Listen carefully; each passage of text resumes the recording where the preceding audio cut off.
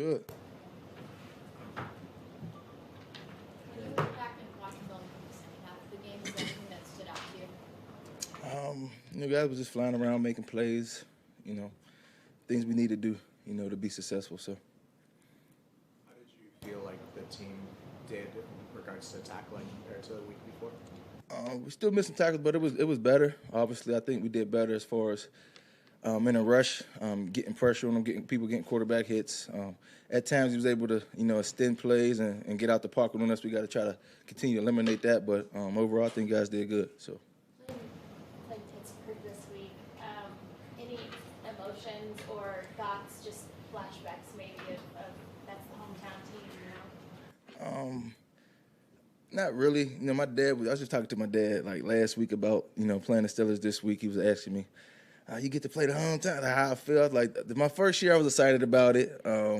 Obviously going back to Pittsburgh, it was exciting, but now it's just like, it's cool to play against the team that I grew up watching and all that, but it's just another week, obviously. Want to find a way to be successful, trying to find a way to win this game, but it's not no extra excitement this time playing against the Steelers. Just another week. So. Just for your dad. Yeah, I guess because the whole family's gonna be out here, so I guess that's gonna be cool. So. Your mom grew up a big Steelers fan. We all grew up. I still consider myself a Steelers fan. Obviously, until we got to play them, I still look to see if they're doing good. So I'm still a Steelers fan myself until we got to suit up and play against them. So whole family Steelers fans, but now obviously more Rams fans. But it's pretty cool. Those guys train in a building that has your name on it on one side of it. Yeah. Does that would you still go back there and train in the off season? Do you see? I see a lot of them. Yeah, you got to think. Obviously in OTAs, I'm back in Pittsburgh still, so I see them guys practicing and see them guys walk past them guys, see a couple, say what's up to them. So yes, I see them guys a lot. See Coach Tomlin out there. So it's pretty cool. Yep. Do you have any sort of pre-existing relationship with Kenny Pickett, the quarterback, and if so, what's that connection like? No, not really. Just a Pitt guy. Obviously, was supporting when he was at Pitt and seeing the success he had and things he did. But as far as like a personal relationship, we don't have. But obviously, through that Pitt relationship we got. So, Could you've been a Ram your whole career. I'm guessing you'd like to play your whole career here, but could you see yourself at any point finishing your career in Pittsburgh? Not really. I never thought of it. Never thought about it, but no. Aaron, we do ask you, we talk to you about this a lot, but you do give back so much to that city, and your charity, I believe, based there and Yes. all of that. Yes. How have you watched that grow over the years since you first started it, and what are maybe some things that you're proud of in terms of you see the impact on that city specifically because you go there in the off season? Yeah, I'm back there every year. Obviously, that's home. Mostly all my family's back in Pittsburgh. My foundation, AD99 Solutions, is striving. Obviously, my sister's doing a lot of heavy lifting while I'm working, so she's doing an amazing job of getting everything running. Kids is having success going to college, so that's what it's about, right? So giving these kids opportunities to continue to, have success, to be able to live out their dreams, push them, motivate them, mentor them to, get over the hump, get to that next step. So it's been a blessing to had the opportunity to do things like that and give back, not just to the city of Pittsburgh, but to these young kids. And, we're going to continue to do it, continue to grow, hopefully continue to help a lot more kids. So. And what has that meant to you? That's a family business. That's a family operation. Your sister's running it, and you've watched her kind of grow as well in doing that. Like I said, it's a blessing. Obviously, anytime you're able to create something, then your family that helps you become where you at and help that to grow. You're excited about it. You're happy about it. I'm just happy that I got the family that I got, the older siblings that I have that I looked up to help me to be the person I am today. It's truly a blessing. So. Aaron, do you have a friendship with Coach Tomlin? I guess yes. We talk when we see. I got a lot of respect for him as a person. Just talking to him, he's just a cool guy. When I'm back in Pittsburgh training, sometimes he might be over there talking to my trainer and watching me train. So we get to talk a little bit. So so much respect to what he do as a coach, but more as a person, just me getting to talk to him and get a little feel for who he is. He's definitely, a cool guy. So. When you think about being a Steelers fan, is there a game that you picture to remember as a kid? Yes, Steelers when they beat Arizona in the Super Bowl. I remember that. So it was cool. So yeah. How old were you? I don't remember. I know I was at my uncle's house. We had a Super Bowl party there. And I remember just being super excited when they, that touchdown in the back in the end zone. I still remember it. So a lot of excitement in the household then, so it was pretty cool. What about the James Harrison interception as well? I remember that. I remember the Jerome Bettis and then Big Ben made the game-winning sack, the save, and all that. So a lot of good memories watching the Steelers, obviously. But, now we try to, do what we got to do here as the Rams, just trying to find a way to beat them. So I don't want to keep praising them too much, but so yeah. This super elementary question here, and some of the linemen have talked on your team. Some of the linemen have talked about the way you chase down running backs, the wingspan. Technically, why do you do that? Obviously to come down over them and hopefully be able to get their arms and hit the ball out. So just the aggressive way I try to do it to, make sure that I can absorb and get them down at the same time. Hopefully, when I'm swiping my arms down, hopefully get the ball out too. So. Have you ever heard from anyone about what that looks like? I mean, they talk about it sort of like that's a scheme. Well, that's a good thing then. So no, just me playing, trying to obviously make plays. So, just something that I do, I guess, just naturally just happen and. Just playing out there for a full of a game, trying to, do what I do. So, yep. Yep.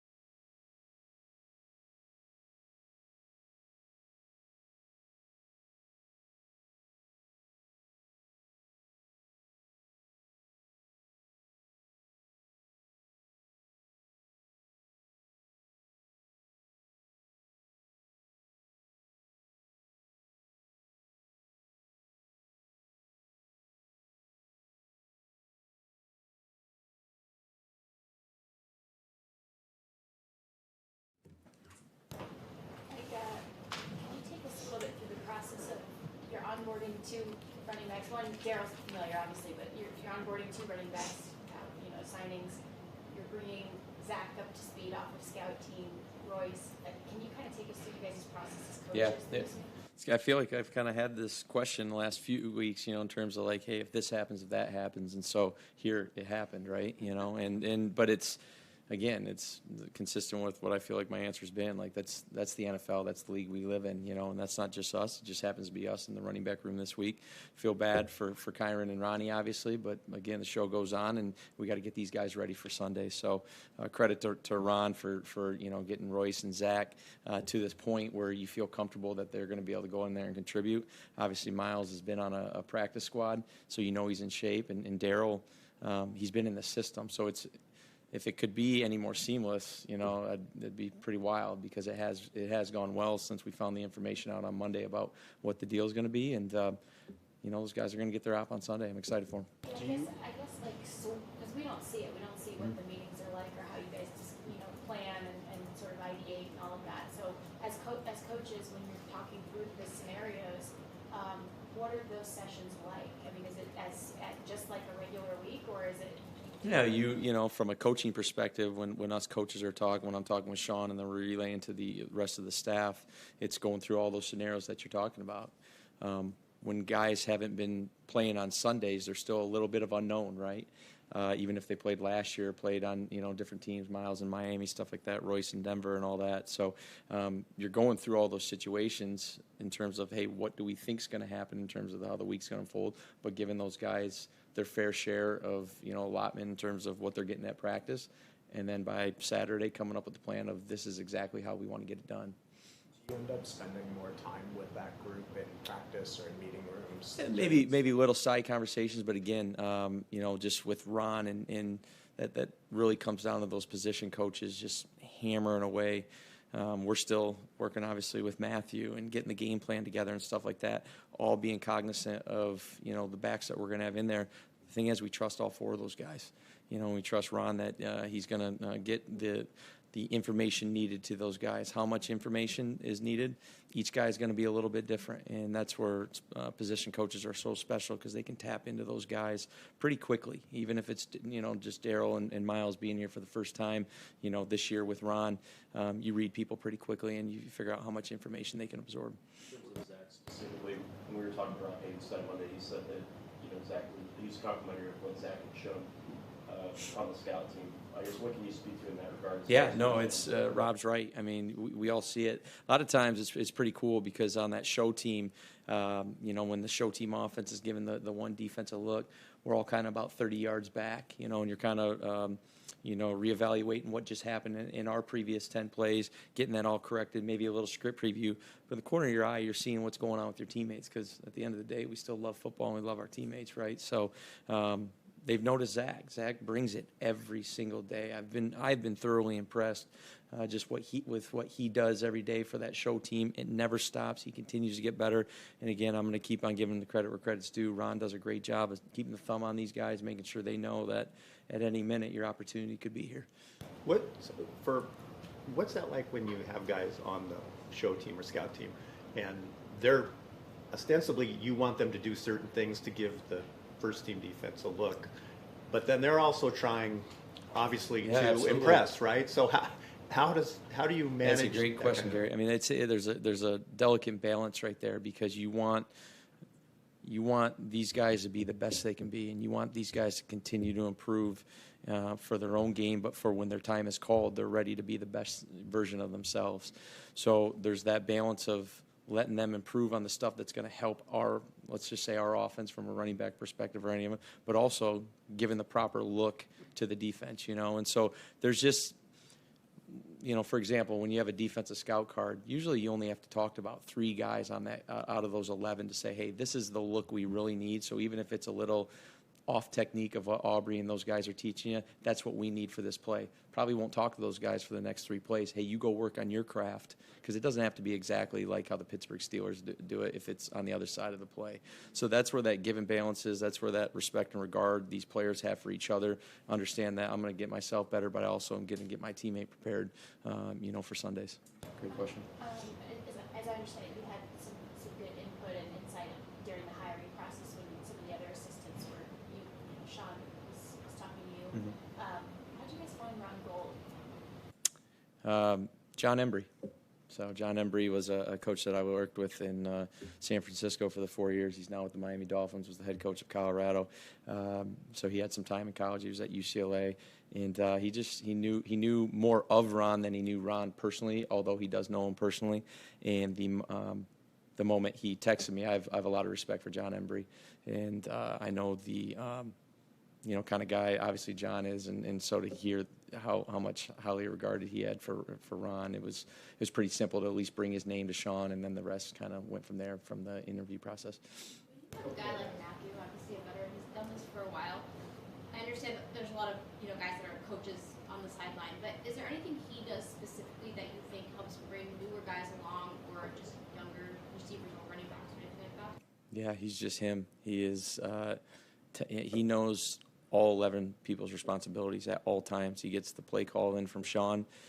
He only has so much time to get that play out in the huddle. We have to break the huddle. The guys have to know what they're doing, and he could go one by one and tell every single guy in about 4 seconds what they have.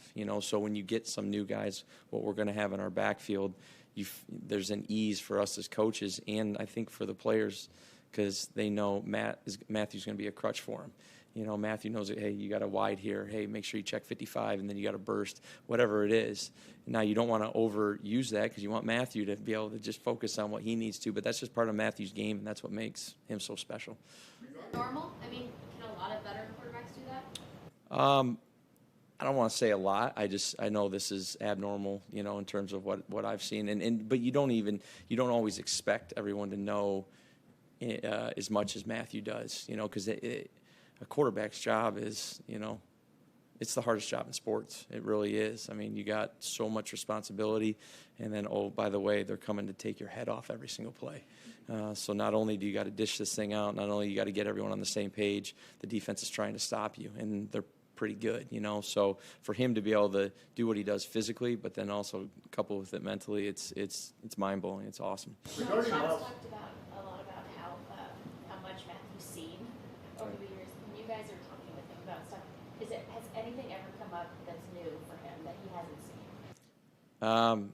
Maybe last week's defense from Arizona. That was a new one. It was a different deal that we were in, and I guess it's really unique, and it was pretty cool. So there's not much new from what Matthew's seen. It's cool though, because it's when you see certain things or aspects of a defense, a front structure, a coverage, you can date back to, man, that kind of feels like 2012, because the game is always evolving and the ebbs and flows of different coverages and stuff like that. So when you see something that's a little bit more ancient, I guess you could say, like, hey, I bet you remember that from Detroit your rookie year. And, you kind of get a little laugh out of it, So not much that he hasn't seen, though.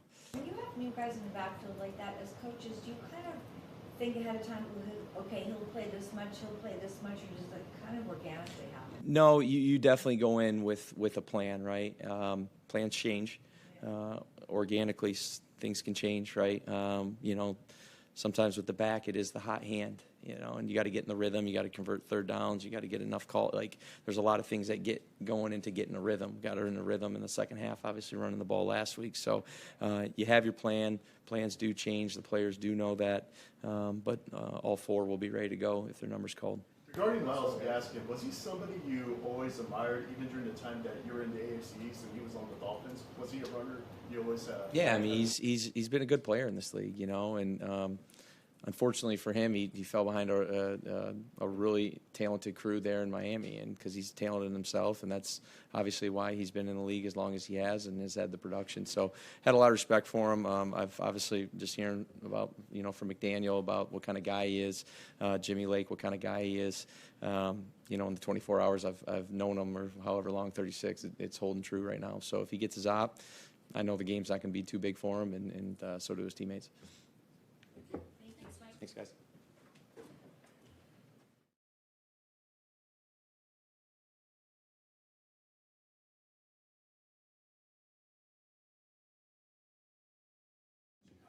That's them coming in hot, like fast. Oh no, coming in fast, like pretty quickly. I'm trying to get back to a big time meeting, so come in, see you guys, see Sarah, get a little love. Gary, of course. Will Darian practice today and play He for sure is here today in the building. He's going to practice. He was out at walkthrough. He's back. Glad to have him back. Now play, that'll be up to coach. Obviously we leave those things up to that, and we'll prepare for with him and without him, just to do our due diligence and how you want to do it and how you want to go about your business. But that's just where we're at with that right now. What kind of conversation, if any, you can shed some light very to quickly us on that conversation that you might have had with him? Very quick conversations just because of how the fluidity of the situation, obviously not being around us the last couple, and then having a chance to see him, talk to him last night, tell him just go get some rest, and being able to come in and talk to us in the morning, and having him come in today and see us and speak with his teammates and do some of those different things was always good. And he got a chance to sit down and talk with Sean, and they had their own private discussions that you have with your head coach when you do those deals. And he came back in and was just in the meeting room and attentive and doing the things that he normally does throughout the process. Was able to go out, and all we have right now to this point was walkthrough, and he'll be able to go to practice, and they'll see where he's at, and more worried about the guy and getting him back with his hydration and things of that nature that you have to have that you missed, and all those things that happened for him today. And then we'll get a chance, a better feel for what it looks like after today's practice, and then obviously we'll have a Friday practice and see where we're going to be at on Saturday. It's a lot for him to deal with. Like, can you kind of speak to? It's a lot. It's a lot. It's a lot. It's an educational thing for him. It was a mistake made by the young man, and he'll deal with that. And it's obviously a legal issue, so you can't talk too much about it. But it's definitely a lot, man. These guys go through a lot just through the whole process of learning and knowing what to do and what not to do.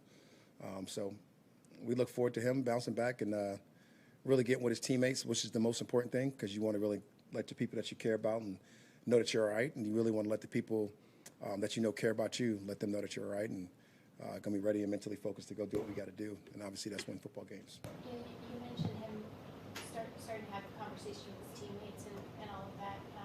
When you're in a work week in an environment like this, sure, everything moves. How do you create space to have those conversations? It's not really creating the space. Obviously we are people first at the Rams, and like when these situations happens, you really mean it. And Sean will give you your window to do those things, but it's really more about just him being apologetic for causing any form of distraction. Like he doesn't want me up here asking questions about DK Kendrick on the week we're playing the Pittsburgh Steelers and a real formidable opponent, and being able to have to deal with those things. So like you feel really bad about those things. No matter what the situation is, those are the things that affect these guys the most, just get in the way of our due process and the process that we want to go about for winning football games. Because ultimately that's what we're all here for, and you guys included. But so that's what you're most apologetic for. Those are the things that you want to have with your teammates to let them know that you didn't mean any harm that way. You mentioned his hydration. You're just mean he wasn't. Just a normal deal, just a normal deal. Like, these guys are highly trained athletes, and when we have them in our care, you know exactly what's going on with hydration and how you drink and how your fluids and situations go down with Reggie, and all the sports science and the medicine that we go about with our guys and their athletic ability and getting the flush run after the day and all those type of things.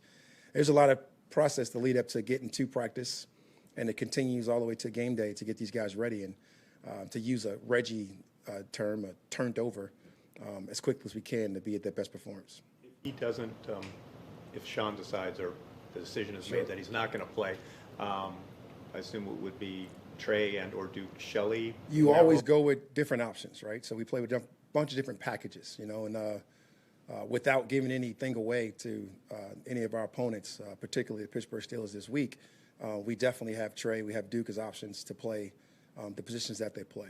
We definitely have packages that we can stay in versus any personnel grouping. We've seen different people move around, whether it be Kobe moving out or Kobe staying in, or people moving in different positions on the field. We'll be able to navigate that accordingly to whatever we need to do to win this football game. That's when coaches come into play, right? I got Aubrey Pleasant, I got Beak, that I can consult and drop things off, and the same thing with them to me, and we'll figure out what we need to do to win this football game. What do you see from the Steelers? Oh, man, the Steeler question. They've had their necessary criticism against them, and that comes with the turf, right? We've all get that at times, but the one thing I can tell you what I've seen is the quarterback stand in the face of adversity and put him in position to be tied for first place in their division. And he's winning late game charges and doing some of those things that you do at a very high level.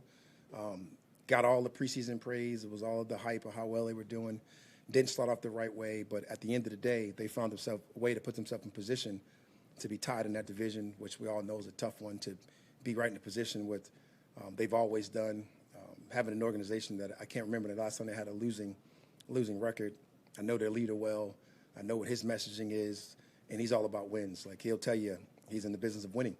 And this week, we hopefully can take him out of that business.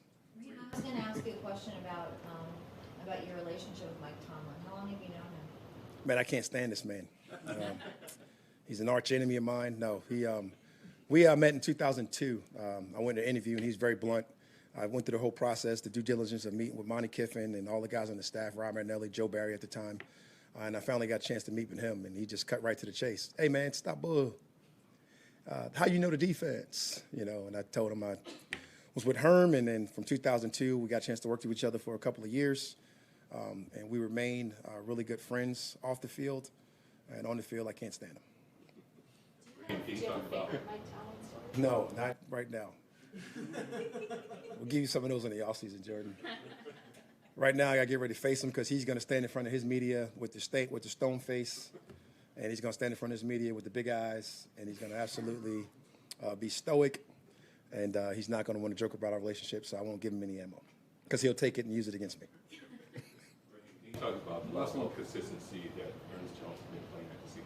You know, really fired up with Ernest, you know, what he's been able to do, you know, and he's battling all kinds of things, how your body feels and during the season.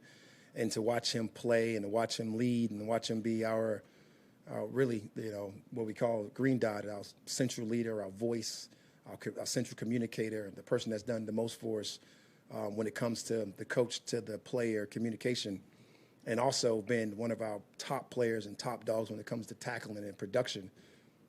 I mean, I can't say enough good things about what Ernest has done for us and what he's going to continue to do. All set.